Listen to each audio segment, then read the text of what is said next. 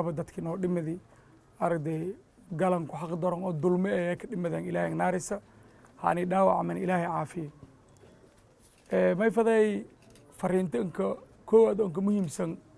oo aan reer koonfur galbeed reer baydhabo dadkaata dhugunsada u rooga iyo dadka dheegi doonooba ana deersiyaaw may farmiisiin kuwadne dowladdii unu ku tirsanayn oo dastuurna diidi diigna diidi dastuurkii lakadooradii farmaajo diidi diigna hor dhaanba maka dhagadaan farmiintanka muhiimsana taas madun hoblankii diigna diidi dastuurna diidi dadka an koynaya in taladan sidii oo iska difaaca fadeen sidii oo arday danojo ka ubsado fadeen ku talada aan koynay wal go-aan aho un arday kuwadna dowladdii unu ku tirsanayna ma jarta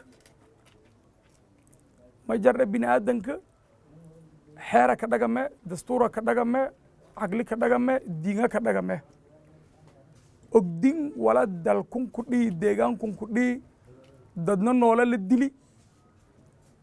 dadna noola la afduubi dadna noola la dhaawaci meel kitaabka qur-aanka ku yaalloona male dastuurkii usulaka dooradina meel ka taalla male walagaas oo dhanna farmaajo yaa akhiri adduunya la warsee wala dalkun ku dhihi political assinationu shirqool siyaasadeedu mukhtaar roobow oo muwaadin soomaaliyeed dastuurka ardayn ogolaadi xeerkii iyo nidaamkii oo doorashooyinkii iyo habraacii doorashooyinkii mari wal afduubi mayba ka jaray goda ka jara may an had iduma bliir an god ma ka jaro may an khayarkay ma ka roogo ma diinti ku waday khayar sheel ka waday beesadii usan dhiibane dadki intil